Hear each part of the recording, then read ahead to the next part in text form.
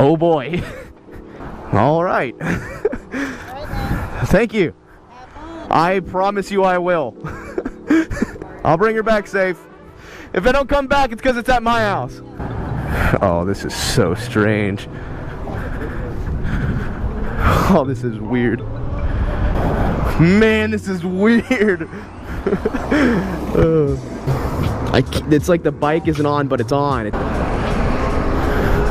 Holy f***, this thing is just go. Whoa! Alright.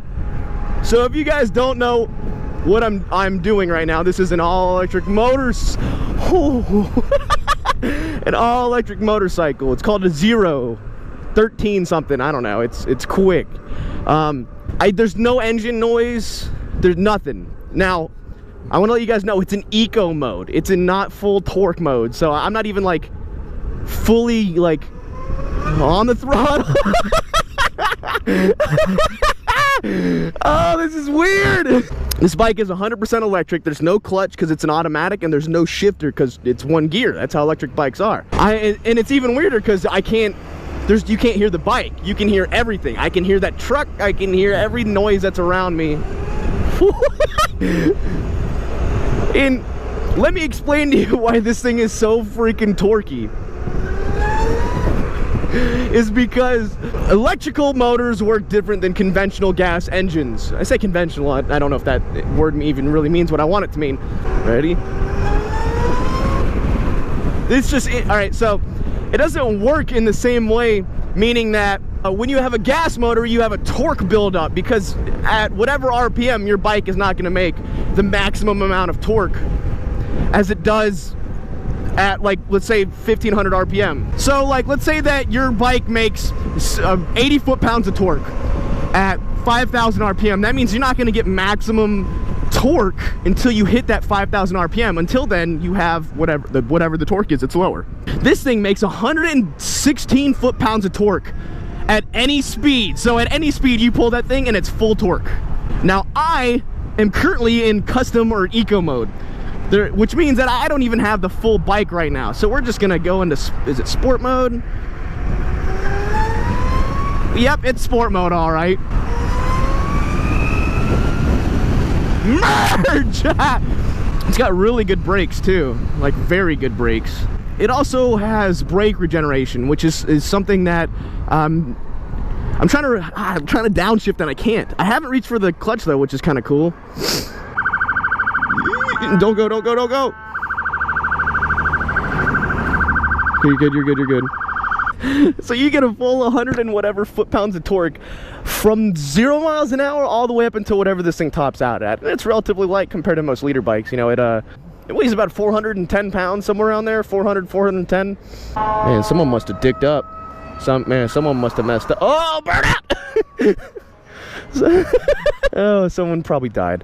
It's so weird being at a light. I'm like, oh, my bike's off. No, it's just not on. I think these are all American made too, which means we're made in America.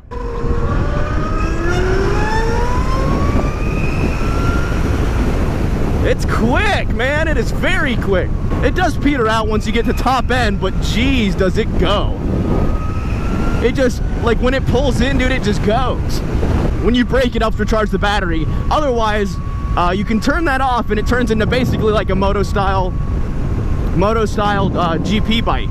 When I say a Moto GP bike, you know, they don't have engine braking, or Moto GP bikes don't have engine braking. So when you let off the accelerator, instead of the engine going brrr and slowing you down, the bike will literally just coast. It's such a weird sound. Ugh. Off the line, this thing would probably demolish any leader bike, no joke, easily. Now in the top end, obviously, you know, once the horsepower kicks in and the bike reaches its full torque, the leader bike will probably pass this thing, no problem. But realistically, this thing is freaking incredible, like quick off the line. You know what it sounds like?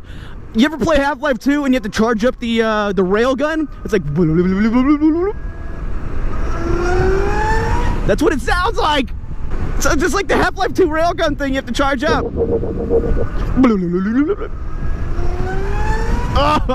Oh yeah, let me give you guys a quick breakdown before we start getting more into the bike about what I'm doing.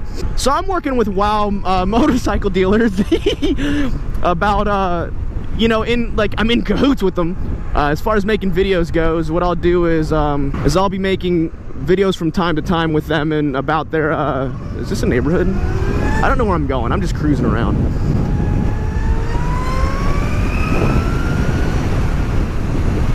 And, but yeah, I'm making videos with them about like different motorcycles that they have, and just it gives me a chance to ride new things, and it also brings them business. So it's kind of like a weird deal, right? You know, I'd already talked to Chase about this. I'm not stepping on his toes with the first rides type of deal. You know, I'm just doing this for fun, and I probably won't even cover anywhere near the same bikes as what Chase is covering. Oh, this is really not bad little road.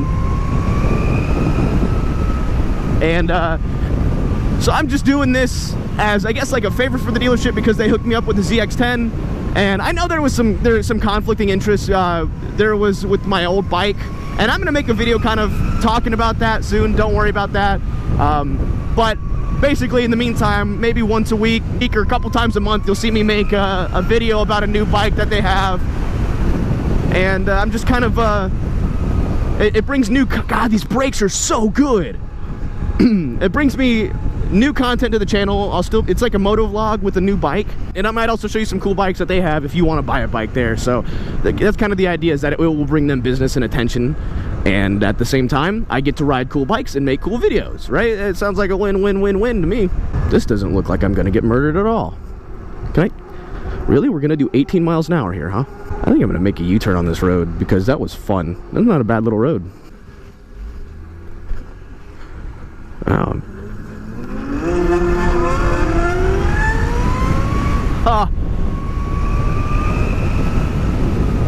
Woohoo! It's got such a good feel to it, man. The seating position is very similar to that of a Grom. Like, the way you sit, it's very Grommy. You know, you're very upright. You're close to the handlebars. Like, the center of gravity for the weight is definitely directly underneath your butt. It's such an interesting bike.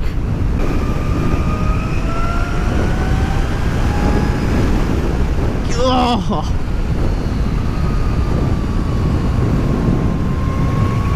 Now, I think probably one of the biggest concerns when it comes to electrical bikes is that the battery life, right? Well, I think on a full charge, and if you're not dicking it like I am, probably, I think they said somewhere around 200 miles before you need to charge up. Now, really, let's think about that realistically. You're not gonna go 200 miles in a day on a bike, even if you're commuting an hour and a half back and forth to work. And even if, let's say you are using it as a commuter bike to work, let's say you are, and you drive an hour to work. You go to work, you charge it while you're at work, fills right back up, and it's good to go. You could probably drive like 3 hours to work, still have plenty of battery life, charge it, and then go back. I should not be on this bike. I should not be on the bike. Nope. I should not be on this bike. It is too much fun. My whole left side of my body's bored though. Like, I'm like clutching, and I got no I got no shifter. It's just my whole right side. It's like my right side gets to do everything. I'm gonna turn in here though. This is like a thing, and I don't know what this is. It's so weird. I can hear myself breathing, and it makes me uncomfortable. And now that the kickstand is down, the bike will not accelerate. You see, as soon as it puts the kick down, but put that kickstand up, the bike goes. Does that make sense? Kickstand up, go. Kickstand down, no. Turn the bike on, and I said on. They said let it sit for a second, let all the computers processing, wait till that gets done flashing, and it should be good to go now. That is so eerie that I can just go. Fastest route.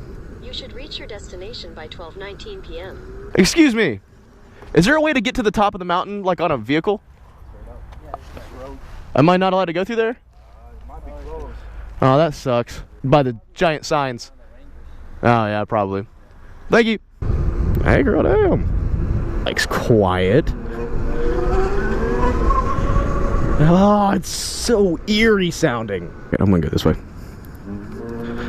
Oh my gosh.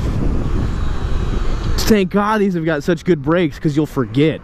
And another reason why you have these good brakes is because it will coast. I don't know how to turn it off, and I don't want to turn it off to where I can just, like, picture it like this, where, like, picture it as in where everywhere you go, the clutch is pulled in if you're not giving it throttle. That's how this bike kind of rides. Everyone talks about how quote-unquote smooth their bike is. Chase on two wheels. But this bike is literally the definition of smooth, because you don't have to fight any engine. There's no vibrations from the motor. You don't have to, it's really just like, all it is just, you just like get ready, and then you get ready, and then you go. Now, of course, like, the battery is diminishing very quickly compared to how it normally was. If you just cruise around, like, I'm gonna try to probably just take it easy now. Yeah, okay. I think this V6 Mustang right here wants to go. Bro, I would beat you off the line. You have no idea. The only thing that makes me nervous is how quiet it is. I'm a very big advocate of loud pipes save lives, but thankfully the horn is obnoxiously loud. I'm gonna go here. Whoa! But once you get the hang of it, man, it feels good. Like, once you get the hang of how it rides, you're all about it, man. It's like, whoa! It sounds like a Razor scooter. I don't know if you guys were lucky enough as a kid to have those little Razor scooters that you get on them and you just twist the throttle and they go. But this is how this sounds. It's got that weird, like, feel. I don't know. It's got that sound, man. You ready? Goodbye. Part of me doesn't want to sit here and talk about this bike all day, right? Like, part of me is like, hey, I got so much more important things to talk about, but this bike right here is the tits, and I don't feel bad about saying that. Watch this. All right, and just gone. The weird thing is that I don't feel bad about driving it really fast, because there's no sound to it. It's like, I'm not going fast, officer. And you look down, you're like, oh shoot, I'm doing like 90. Now, one thing I've noticed is it's not very short person friendly though. I'm 5'8" and I cannot flat foot. Matter of fact, going right now, neither one of my feet touch the ground. I mean, I can tippy toe it, but just like straight out, neither one of my feet can touch the ground. I'd say up until about 60 miles an hour, it feels a lot like a leader bike. After then, it does tend to peter out a little bit, but it's still quick. Like, I feel like this could very much beat a 600 in a race up into a certain point. And that's the place that let me borrow it. It feels like this bike takes all the responsibility out of feeling bad for doing something that you probably shouldn't do. And it's dangerous.